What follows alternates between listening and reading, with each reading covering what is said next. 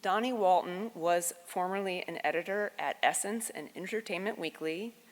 Her writing has appeared in the Oxford American, Bon Appetit, NPR, Lit Hub, and Black Ballad. She is the winner of the Aspen Words Literary Prize, and the final revival of Opal and Nev was longlisted for the 2022 Women's Prize for Fiction. She also co-hosts her own podcast, Ursa Short Fiction.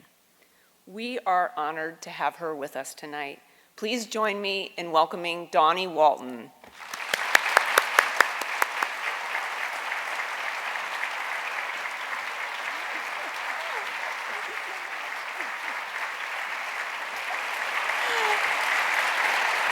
Wow.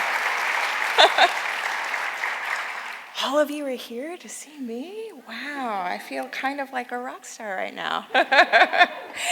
And thank you so much for that wonderful introduction, and huge thanks to everyone with the Beaverton City Library and the Reser Center for the Arts for having me here tonight. Thanks to all of the readers for cherishing words and ideas and for showing such love to this debut.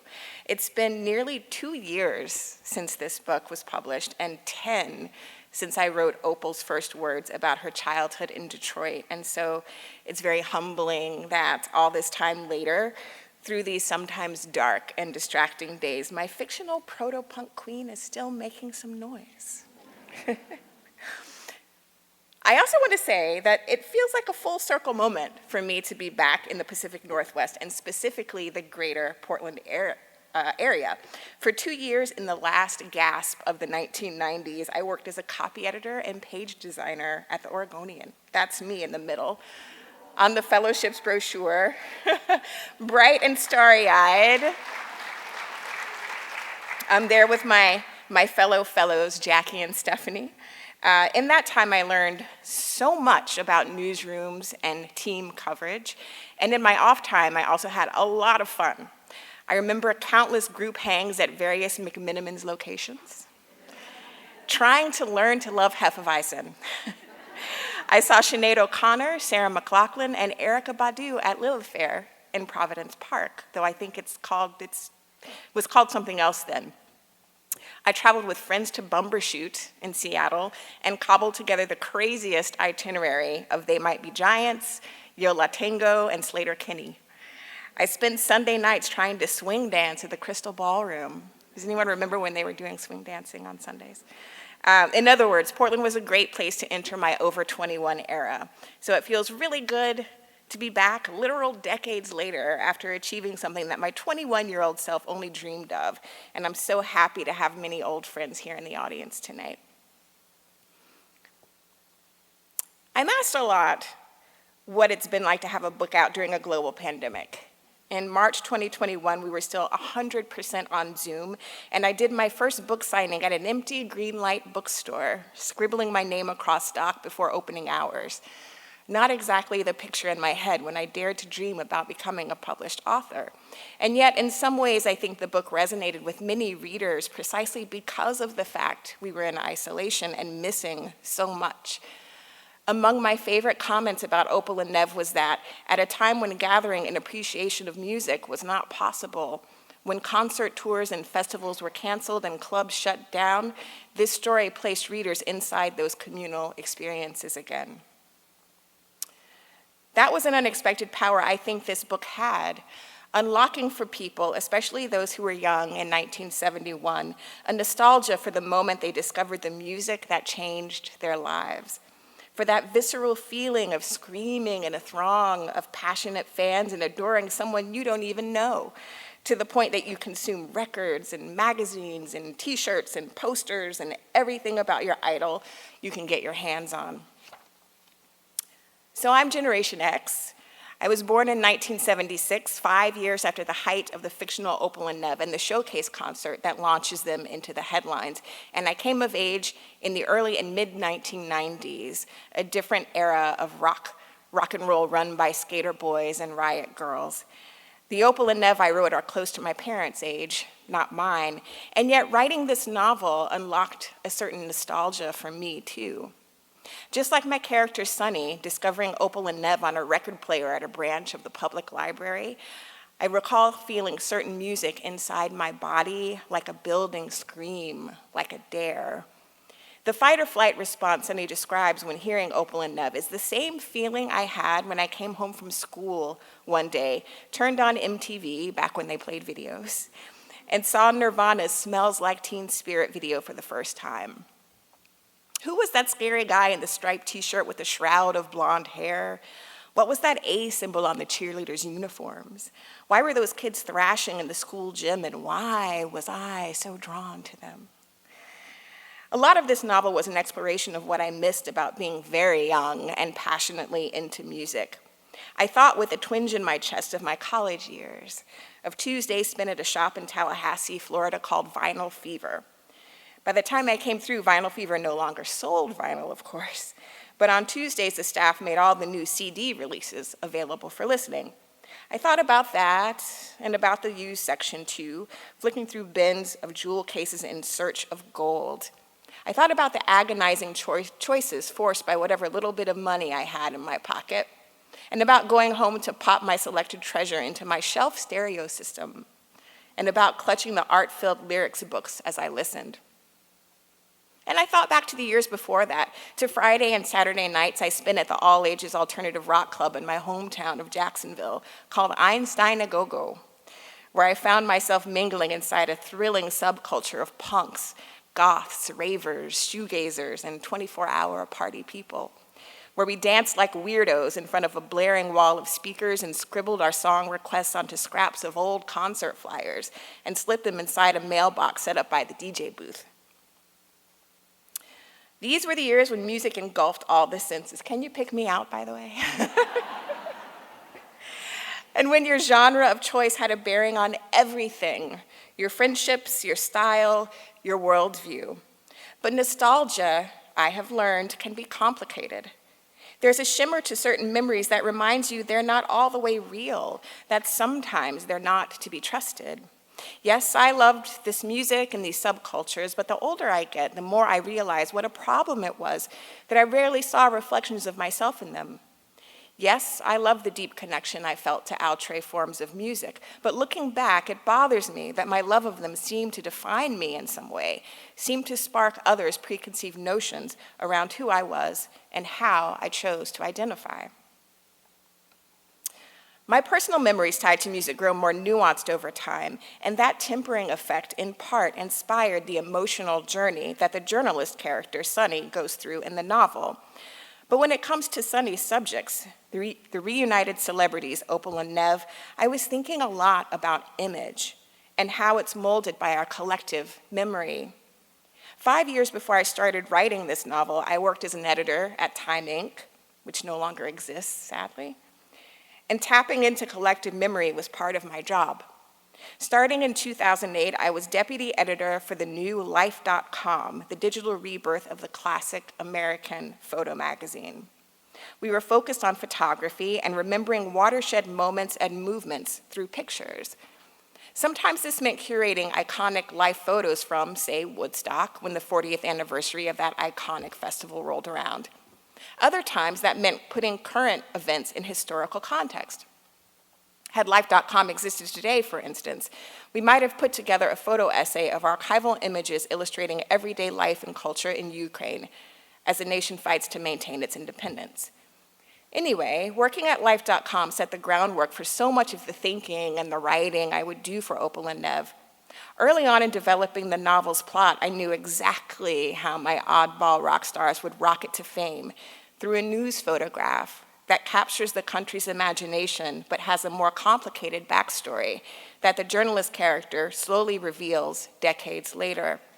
The idea was inspired by one of the many things I learned in this job, that there's often a fascinating distance between the feeling of an iconic image and the truth behind it. Take, for instance, Life's most famous photo, indeed one of the most iconic images in all of American history, Alfred Eisenstadt's VJ Day in Times Square, or as it's more casually known, the sailor kissing the nurse. Y'all know this one, right? Eisenstadt snapped this photo and 4 others of the same couple in an instant amid the wild revelry of World War II ending. He had no time to get the names, ages, or backgrounds of the man in the naval uniform clutching the young woman in white in what looks to be a swoony kiss as bystanders around them beam at the sight. The full image of this is vertical, by the way, and in it the woman's leg is sort of kicked up. And for so long, for so many people, this image roused nostalgic feelings for the greatest generation, for a time of service and sacrifice, and for the unfettered joy that war was over with the United States and its allies, the victors. The two people caught in the emblematic embrace remained unknown, faceless but exuberant figures upon which we could project our most romantic notions surrounding this era. And as Americans, we love romance, but peskier truths sometimes nip at the gauze. Decades later, it was all but confirmed that the mystery woman in this photo was not even a nurse, but a dental assistant named Greta Zimmer Friedman. And Ms. Friedman would later say in an interview with the Veterans History Project, quote, "It wasn't my choice to be kissed. The guy just came over and kissed or grabbed." Though Ms. Friedman viewed the moment as, quote, more of a jubilant act and didn't equate it to an assault, she was very clear that, quote, it wasn't a romantic event. She had not consented. She didn't consent either in 1980 when she was reunited with the man identified as the sailor named George Mendonça for a new photo shoot, and he grabbed and kissed her again, despite the fact she'd said she didn't want to do a reenactment. I share this story not to say that pictures lie or that anyone has an intention to mislead or deceive, especially in the confusing flash of an instant. Probably even before Twitter existed, it's been a human impulse to do the quick take, the attempt to draw meaning, make everything fit into a narrative we think we already know, that maybe we want to believe.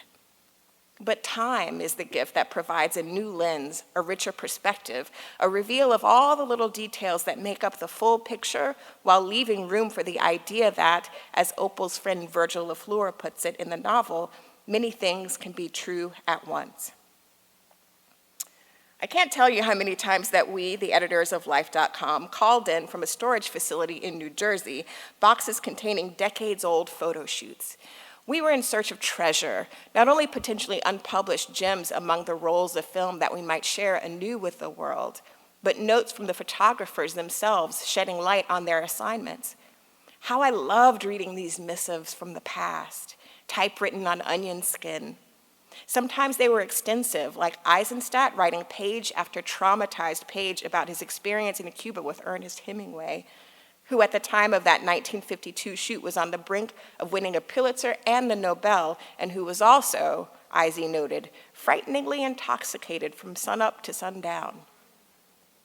Other times, the notes were beyond brief. Ed Clark, for instance, didn't have much to say about the day he spent with a 24-year-old actress that 20th Century Fox suggested he photograph.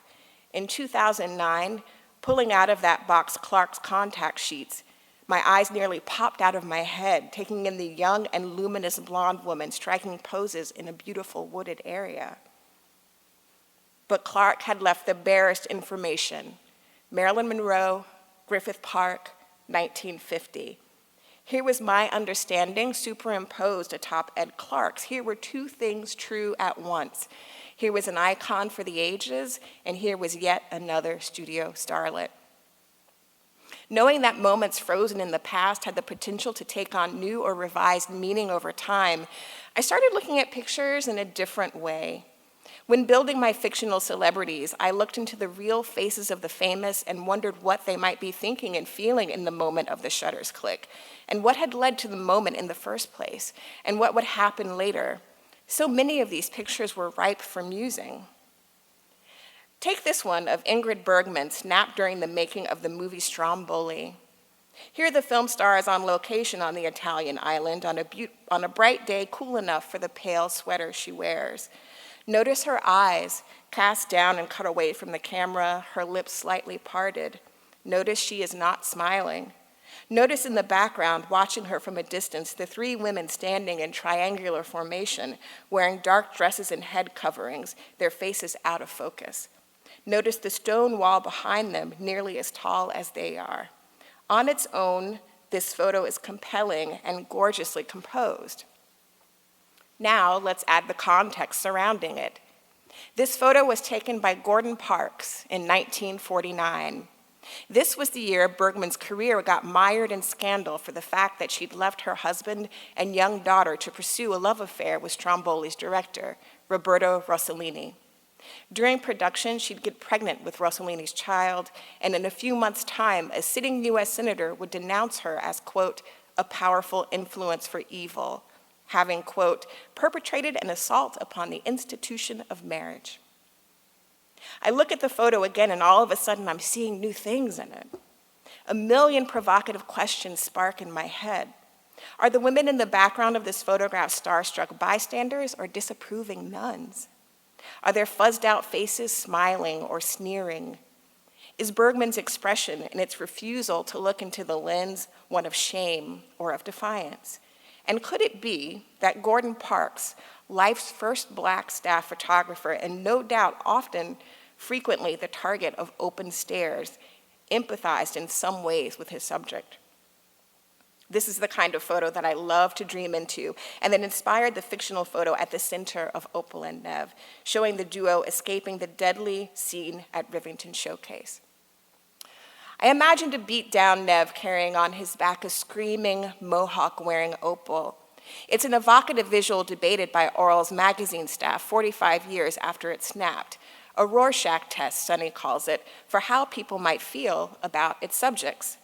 Are the duo captured in a moment of heroism or trauma? Does the photo symbolize a bold shifting of traditional roles, as the young and idealistic Oral staffer Pooja suggests? Or is it more like surly veteran Phil Francisco posits, simply a shot of two people running scared after bumbling into disaster? Is Nev, Pooja muses, an ally to be admired? Or is he more like Phil sees it, a pathetic beast of burden? Is Opal a warrior goddess, or is she, as her mother remarked in 1971, embarrassingly caught, quote, looking like a banshee on the CBS Evening News? As the story unfolds, as all the people with interest in this moment tell their versions, my hope was that the image would shift in the reader's mind, too. Obviously, in addition to photography, real oral histories inspired my novel. I devoured those in a different media job as an editor for Entertainment Weekly. The magazine used oral history often to tell behind-the-scenes stories about beloved movies, TV shows, and albums from the people who had a hand in creating them. And when I worked there, I also read a few books in this style. The one that was a huge inspiration for my novel was Live from New York, an uncensored history of Saturday Night Live. I love the form for many reasons. For one, oral histories about entertainment are usually quite funny, with their interviews of actors and rock stars and comedians, also known as some of the most colorful people alive. And so people who are very skilled at spinning stories. And two, maybe my sense of humor is strange, but the funniest parts to me occurred when there was some discrepancy in the memories of a pivotal event.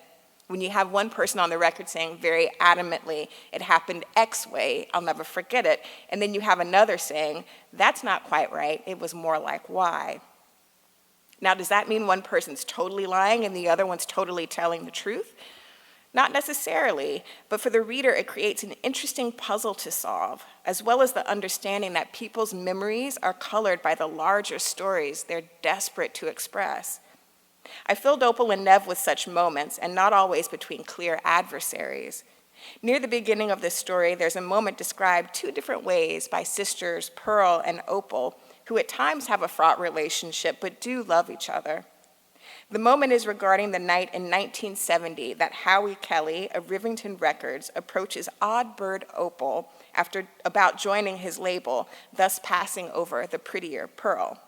Here's Pearl's take, given to Sonny in 2016, about her response to Howie. We didn't know this man from Adam. He just came waltzing into the back of the house like he owned the place. And not to be prideful about it, but at the time it seemed suspicious to me that Mr. Kelly was telling us, as in the two of us, how good we sounded together on the song. But then he kept trying to get my sister alone. He could have been some kind of deviant, you know, a devil, a demon. And Opal was just sitting there dumbstruck with her mouth dropped open, not saying a thing.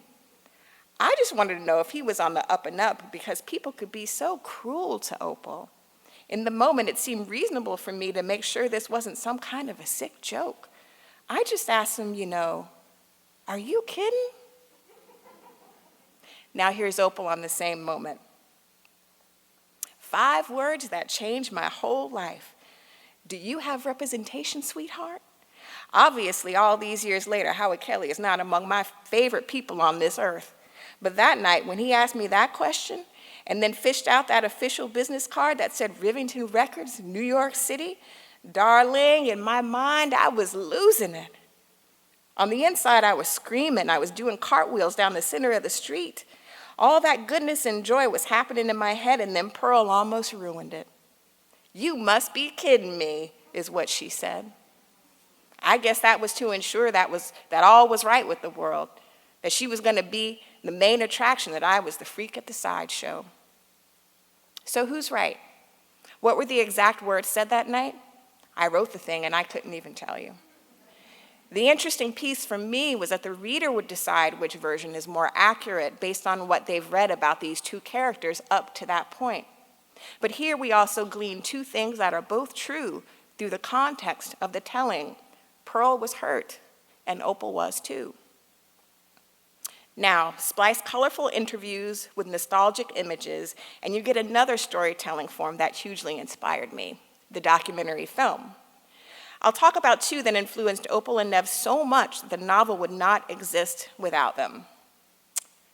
First, there was James Spooner's indie movie Afropunk, which I saw at a film festival in 2003, the year of its initial release.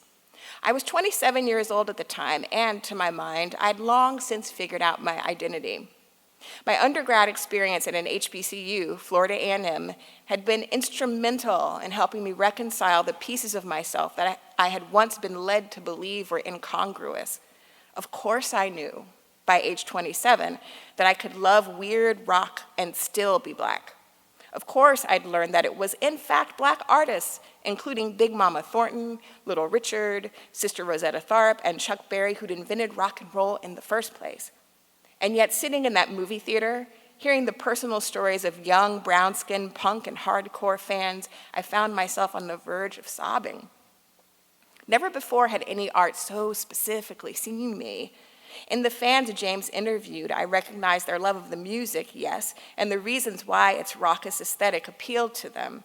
But also it was a jolt to hear what they shared about the loneliness of their scenes, the confusion and emotional toll of being the only Black person at the shows in their towns. These Afropunks, finally, a galvanizing name, they smiled and they joked about everything, even the bits that broke their hearts.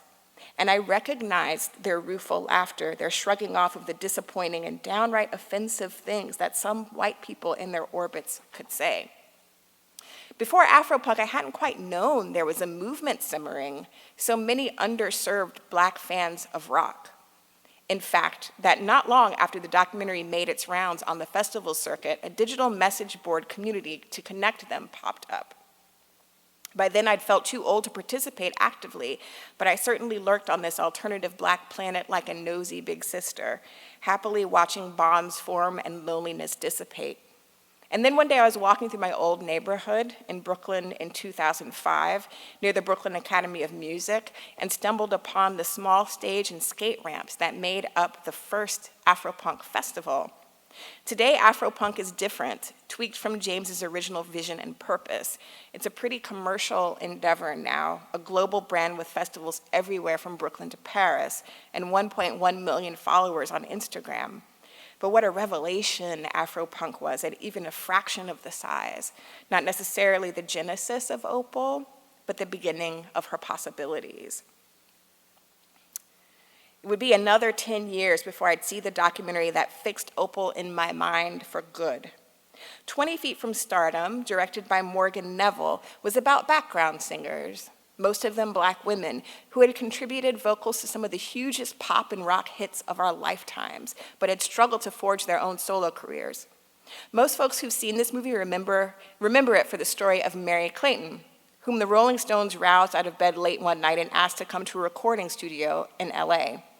Pregnant at the time, Clayton showed up in her housecoat and rollers, and in her duet with Mick Jagger belted out the strange lyrics she was given, scary stuff about rape and murder being just a shot away.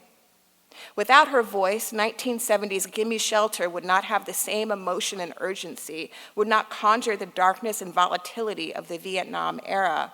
And yet before this 2013 movie, few people knew Mary Clayton's name or what she looked like, or that the performance she'd given was so searing, so strenuous, that some have connected it to the miscarriage she suffered soon afterward, or that she'd later lend her gospel-inflected vocals to the chorus of another song that surely must have held some scary darkness for her, Lynyrd Skynyrd's 1974 hit Sweet Home Alabama. More on that in a bit. Or that she'd try a few times to put out her own albums, but never enjoy the breakout moment she deserved. Miss Clayton's story was a centerpiece of 20 Feet from Stardom, the climactic and perhaps most damning example of how the music industry used Black talent but failed to properly support their careers. But even before her interview, 5 minutes into this film, my creative synapses were going wild. In the introductory bits, director Neville uses footage of background performers helping the megastars they support shine, and I recognize one of my favorite bands of all time, Talking Heads, from the concert film Stop Making Sense. There was the quirky David Byrne at center stage in a boxy gray suit similar to the one he wore in the Once in a Lifetime video. To his left, wearing gray short sets, micro braids, and bright red lipstick, were two stunning Black women who matched his energy note for note, the Black women you see at the top of this photo. They were uninhibited in their joy. Carefree Black girls, we'd hashtag them today. Their names, I'd later learn, are Lynn Mabry and Edna Holt. Over the years, they've sung backing vocals for everyone from Fleetwood Mac to Brian Ferry, but I wouldn't know that until I did more digging. In the moment of discovery, I could not take my eyes off them as they sang and danced, and though in 20 Feet from Stardom they're only on screen for a few seconds, not even interviewed like Mary Clayton was, I felt an urge to stick my hand inside the screen and nudge one of them towards center stage with David Byrne, just to see what magic might happen. For days, I couldn't get that image out of my head. This novel began with a series of what-if questions that incited a nostalgia-like yearning, not for what was, but for what might have been. What if a duo like this had existed in my favorite era of rock and roll, the early 1970s, not with the Black woman playing background to the white man, but on equal footing, sharing the same spotlight? What if they defied the constraints of genre, blew past the gatekeepers, and enjoyed a flash of fame? What if a young Black girl in need of a heroine discovered one in a boundary-busting Black rock and roll queen? And initially, this is how I thought about Opal Jewel when I started creating her. Just like I dreamed into photos of the famous and infamous while working at Life, I dreamed into that footage of Miss Mabry and Miss Holt, now understanding with the hindsight that time had given me that maybe I had needed to see someone centered in these avant-garde scenes who looked like these women and thus looked like me. In many ways, I wanted the Opal of 1971 to be the young woman I wish I'd been at age 16, someone who could always hold her pieces together, who could walk into any room and feel not just comfortable in her own skin, but confident, someone who intrinsically knew her intelligence, her talent, her worth, and would never be told she was one smidgen less. Pulling attributes from Black women in music I admired, I riffed on the kind of icon I would have pinned to my bedroom wall back then, and I planned Opal as an amalgamation of them. Because I grew up in the age of the music video, I thought about Opal's look and image first. I saw the cutting-edge style of Grace Jones, her reedy frame and ebony skin, the sharp angles daring you to get too close, the cigarette dangling from her lips. I pictured Opal like Grace, scandalizing late-night talk show hosts and playing versions of her wildest self in movies. But how would Opal sound? Like Tina Turner, her voice would not be pretty or sweet in any way. She would use her unique pipes to rasp, scream, grunt, hoot, and holler. Her stage show would be provocative and even acrobatic, like the glimpses I'd seen of 70s funk queen Betty Davis, who we lost just last year and who's on my t-shirt tonight. She was a songwriter and former model who'd been married to Miles Davis for 1 year, long enough for her influence to nudge him out of bebop and into his electric era, and long enough that when they broke up, he'd call her too wild for his taste, which is quite a thing for somebody like Miles Davis to have said. Most crucially, how would Opal carry herself as a Black artist in the world? Like Nina Simone, she would believe it her responsibility to reflect the times and be a fierce advocate for her community. Like Eartha Kitt, who once flipped a White House invitation from Lady Bird Johnson into an opportunity to protest the Vietnam War, she would speak truth to power despite the dire consequences it posed to her career, despite the CIA dossiers compiled in her name. She would keep one eye on the future and always question who's watching the watcher, like the great singer-songwriter Nona Hendryx did in the 1976 LaBelle song of the same name. And speaking of LaBelle, she would galvanize as diverse a following as that trio, the first Black vocal group to make the cover of Rolling Stone. Suddenly, this character was growing larger than life, ballooning to superhero proportions. Problem is, I'm too much of a skeptic for that. As important as any of the attributes I just mentioned, I wanted Opal Jewell to feel real. That meant injecting her with flaws and vulnerabilities and crosses she must bear, and an ambition so huge it sometimes blinds her. I wanted to make her as messy as any other rock star, make her so human and fallible that I could love her through the moments she disappointed me. The world around Opal needed to be real, too. I had to believe every beat of her story before I could convince you as well. That's why I use so much real American history as scaffolding, from the Great Migration to the tactics of J. Edgar Hoover to the 2016 presidential election. And in part, my desire to keep Opal rooted in the realm of reality is partly the reason I gave her Nev as a musical partner. The sad truth is, I don't believe that a Black woman like Opal, no matter how talented or how magnetic, could have broken out on her own as a rock star as early as 1971. Not if the solo success never happened for Mary Clayton that year, and certainly not if the legend Tina Turner, finally free of her abusive relationship from Ike in 1976, was considered a has-been until 1983. That's the year Tina's friend David Bowie, God bless David Bowie, brought executives from Capitol Records to her Las Vegas review and essentially pushed them, despite strong opposition at the label, to give Tina the shot she'd been fighting for, a solo record deal. The album she delivered for them, by the way, was a massive hit. Private Dancer sold 12 million copies worldwide, garnered 4 Grammys, and cemented Tina's rare place in rock and roll history. The fact that Nev and Bob Hyes, Opal and Nev's beloved producer, are both British is also anchored in real history. Often it was British artists who paid the most respect to the Black American blues and soul singers that, by their own admission, they'd spent their early careers emulating. Another reality I baked into Opal's world, the rise of Southern rock, is drawn from my own complicated memories growing up specifically in Jacksonville. My Florida hometown is also the hometown of Lynyrd Skynyrd, the standard bearers of that rootsy, country-inflected genre, which gained popularity starting in the late 60s and stretched its influence into the 1970s. I went to an academic magnet school, but the house where I grew up was zoned for Lynyrd Skynyrd's alma mater, Robert E. Lee High, which only 2 years ago, amid much debate, finally changed its name. I remember stories of vandalism at frontman Ronnie Van Zant's grave, and I remember white friends of mine being ironic at the alternative rock shows we went to, screaming out, "Freebird," and laughing. But for me, their most prominent legacy is tied to the fact that at the height of their fame, Lynyrd Skynyrd, just like the novel's fictional Bond brothers, emblazoned their album covers, merch, and concert stages with the Confederate flag.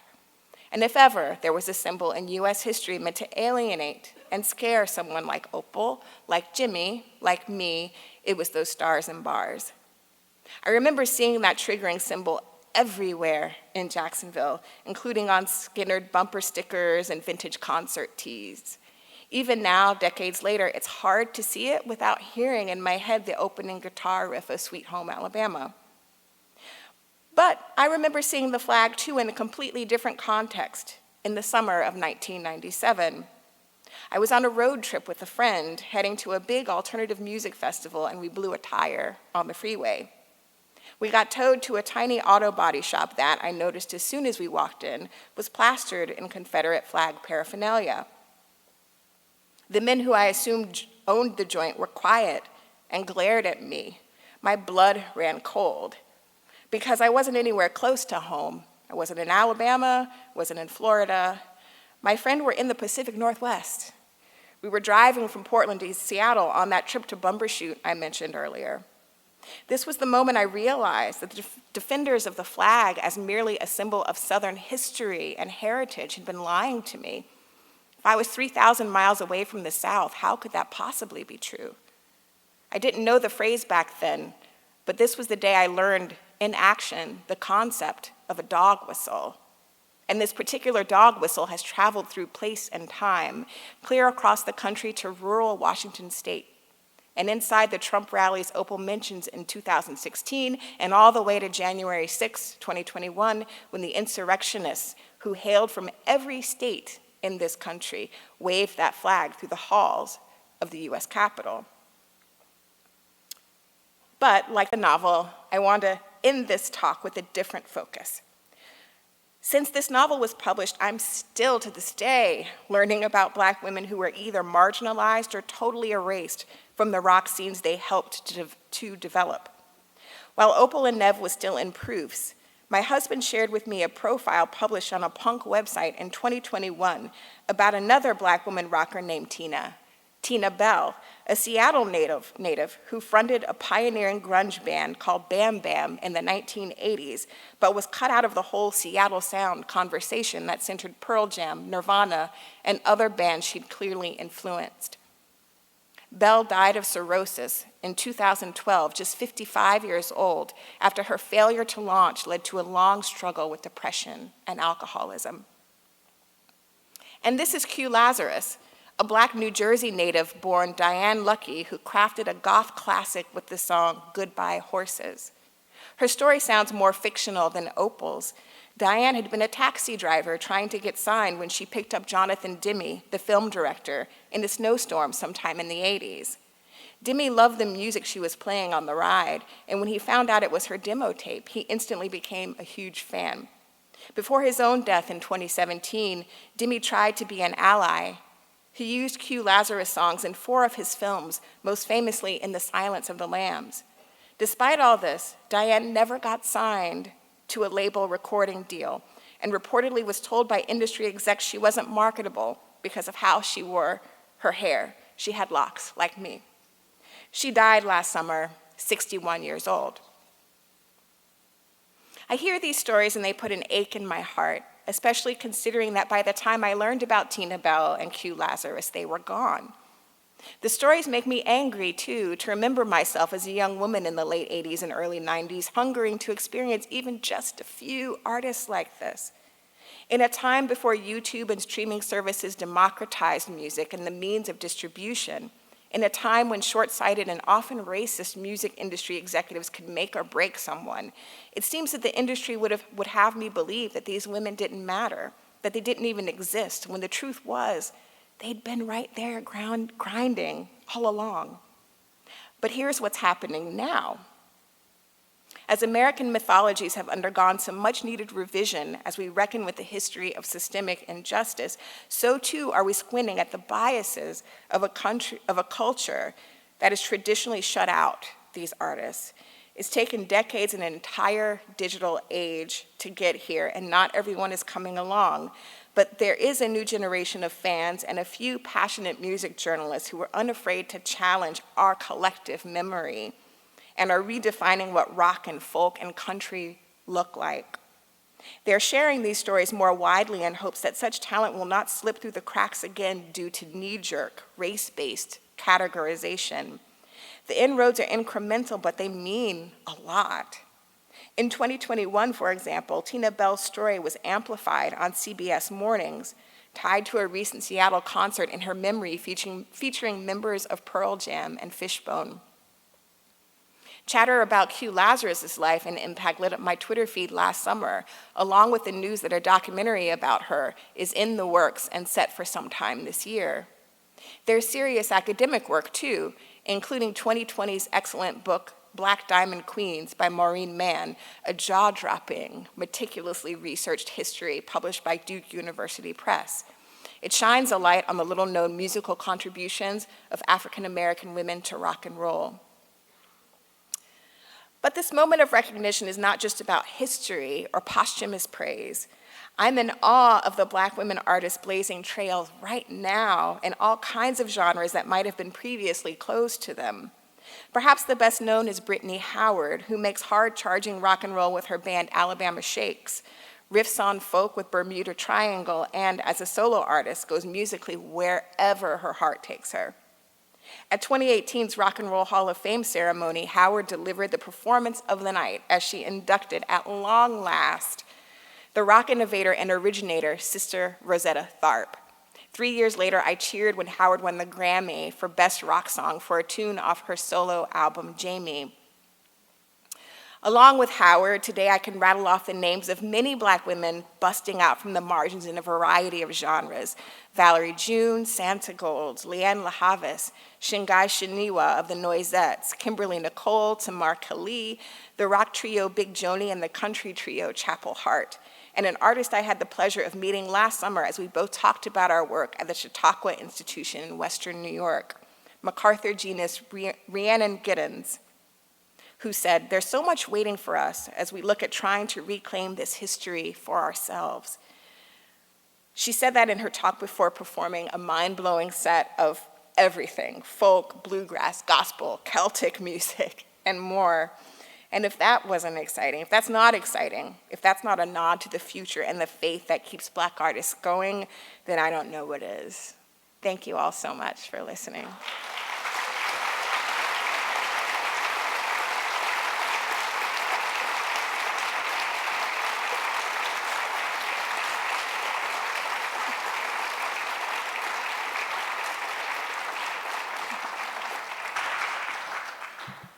Thank you so much, Dawnie. So if you have a question written on an index card, you could just pass it down to the end of your row, and ushers will be by to collect those, and then they'll hand them to me. We did collect a few questions in advance, so we'll start with those. The first question is, a key issue for Opal and Sunny was to stay true to their vision, even under pressure to step back. Can you talk about your own vision and working with editors? Oh, great question. This must be from a writer.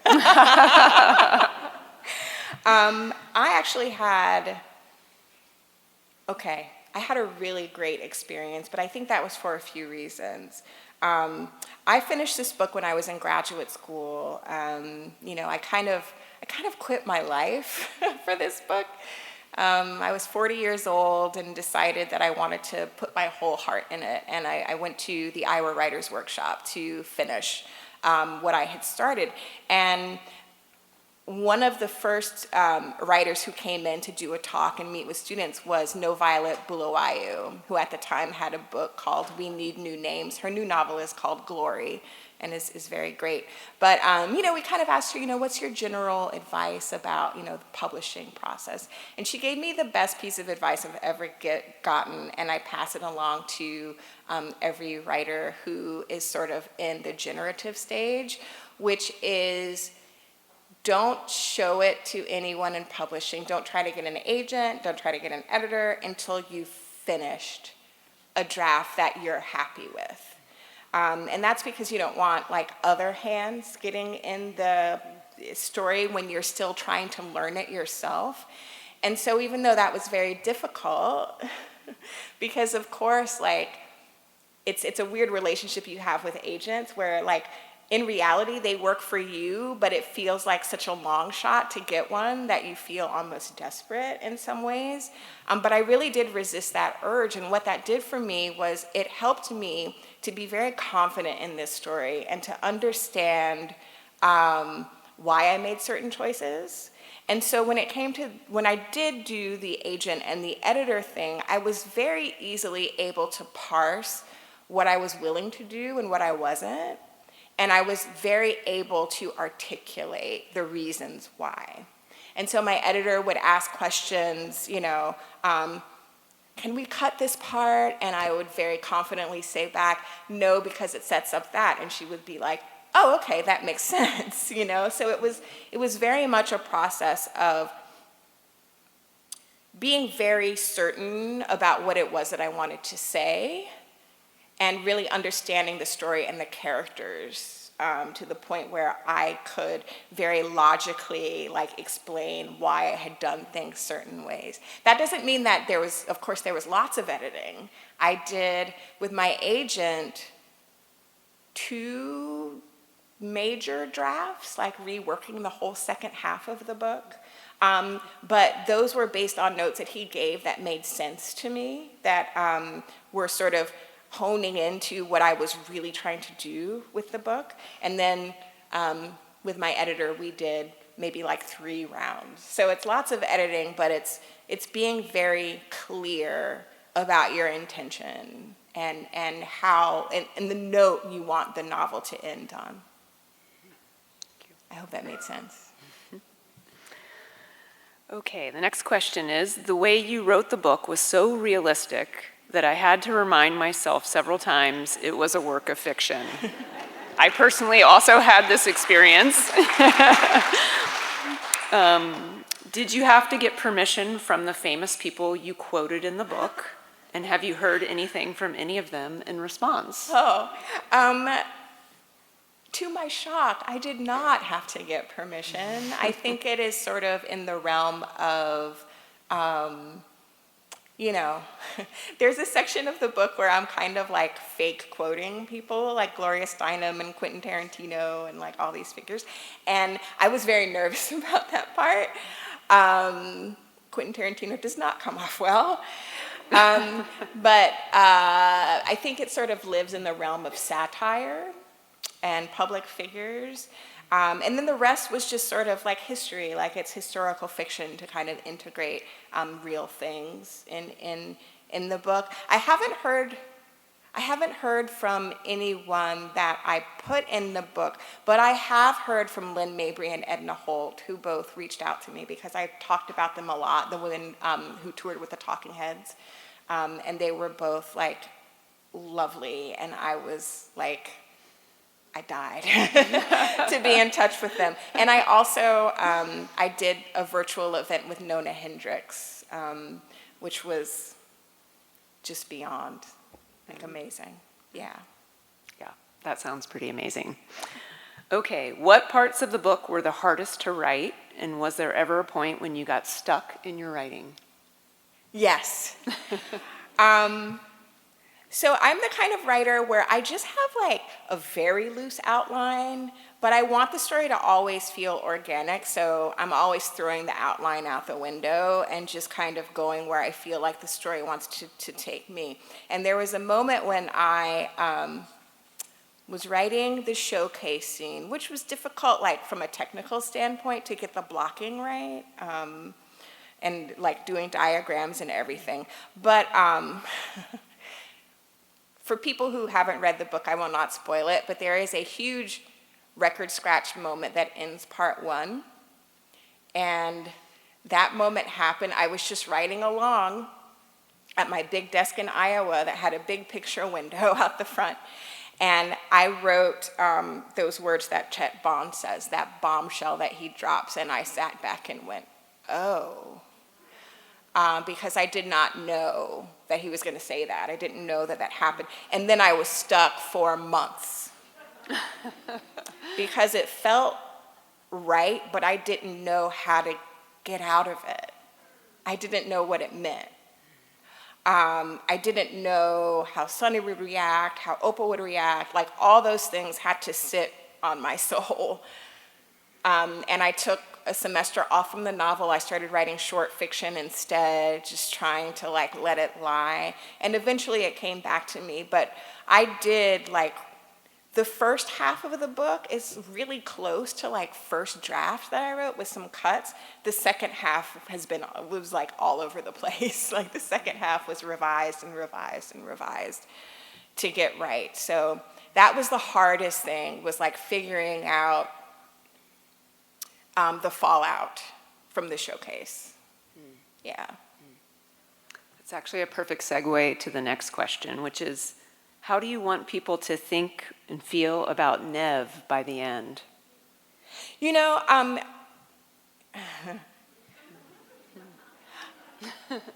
lot of people, at signings and things like that, they're like, oh my God, I hate him so much, I hate him. I actually have a very tender spot for Nev. And that's because I kind of see him and Opal as having actually one major thing in common, which is that they're both hugely ambitious. And the difference is, one is because of who she is and how she feels about community and the responsibility she feels she has as a marginalized person, is not willing to do anything for that ambition, and the other one is. And that is sort of like the line between the two of them. And I think that, again, no spoilers for those who are still reading, I think that the choice Nev makes, he doesn't mean it to have the consequence that it does. He's just trying to get on that stage. And I think it's a choice that haunts him the rest of the book. I think a lot of the issues that he has are because he is running away from that thing. His addiction, all of those things. And so, yeah. I think that ultimately Opal makes the right choice at the end, doing what she does at the end of the book. But I do, I feel like he is sort of unaware of his power and his privilege, and the consequence that it can have. Yeah, so that's how I feel about Nev. And I spent a lot of time just writing him. That first half is sort of like a fast talking kind of charmer, like this chameleonic figure who's very quick and rat-a-tat, and a lot of that I really loved about him. So part of my being stuck after the revelation was that my heart was broken.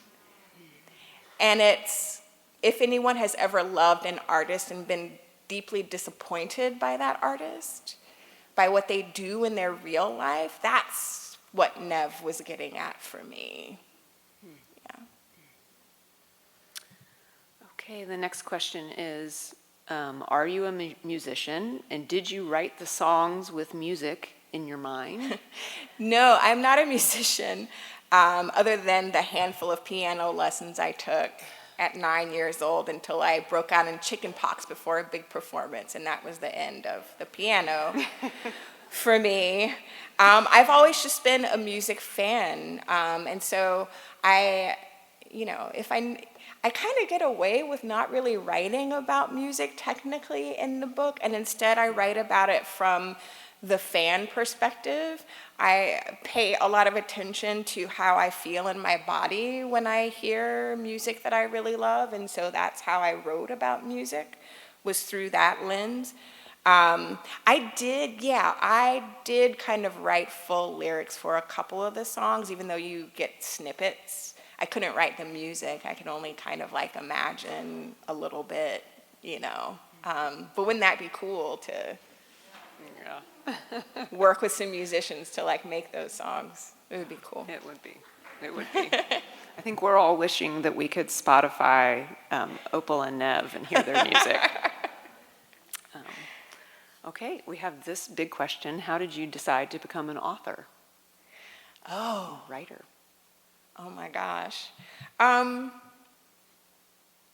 So I'd been kind of diligently climbing up the media ladder for a couple decades, and I had kind of seen the writing on the wall in magazines. I had reached a point where, I was sort of like in all these deputy roles and really not wanting to be the top editor and have that kind of responsibility, because as a business it was really challenged. And I was getting farther away from what I got into journalism in the first place for, when you're editing and then you begin managing people and then you get budget cut demands. All those things that I didn't want to do started popping up, and I thought, well, it's time to think about the next act. And in 2013, I was also going through some upheaval in my personal life, and I was really kind of tired of New York, although I'm back in New York now. I needed a break from it, and I decided, why not? And I had a very dear friend of mine who's a successful writer was like, you should go for this. I don't know what you're waiting for. And that was kind of the push that I needed. Because I had been working on Opal and Nev. I'd been waking up in the mornings at 4 a.m., writing for a couple hours before I had to get ready for work. And if I had the energy at the end of the day, I would write some more on it. And it just became not enough. I remember daydreaming about the novel in meetings when I'm supposed to be paying attention to what's in the magazine. And so that's when I decided to apply to artist residencies. And I happened to get into one, McDowell in New Hampshire, which was a life-changing experience. And I was very green as an artist with all these veterans who'd been living an artist life for years. And they were like, there's MFA programs that are fully funded, you don't have to pay a dime. And I said, what? And so I finished that residency in October of 2015, and grad school applications were due that December. And I just applied to 11 different grad school programs around the country. I did not care where I went. I just wanted to go and dedicate myself to finishing this novel. And it worked out, thank God, but I basically threw everything out the window.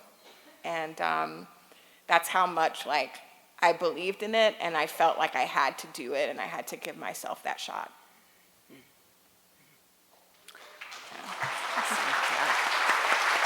I should say, though, I have to kind of caveat and say there's a lot of privilege in that. Not everyone is able to do that. I don't have children. I made a great salary, and I am very lucky that I was able to do that. And my hat is off to artists who have been making their lives work in different ways for years. Yeah. Okay, this is our final question. There's a few questions in here about it being made into a movie or a TV show. But the question that I think is interesting is, that's an interesting question too, but who would be in the movie? Oh, gosh. Y'all tell me. I don't know. Of course that would be a dream if that happened. A lot of people tell me they feel it's very cinematic. Gosh. I've had people on Instagram put together casting mood boards, which has been really interesting. So I will say what's been on the casting mood board.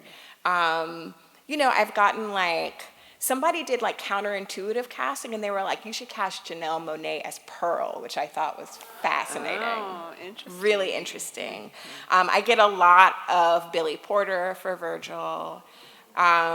There's an actor named Coleman Domingo that I think would be great for Virgil. Somebody even casted Sonny's boss. JBJ, what is the actor's name? He played the Versace's killer in the Ryan Murphy show. Yes, thank you, yeah. Who else? I mean, the interesting thing about thinking about an adaptation is that you have an older version of the characters and then you have a younger version of the characters, and so it's sort of like interesting to like think about that. A lot of people have said Ed Sheeran for Nev, but I don't really see it. It's just the red hair. It's like hair can be dyed, you know, like, yeah. Okay, thank you so much, Dawnie. Oh, thank you. Thrilled to have you here. Thanks, everybody.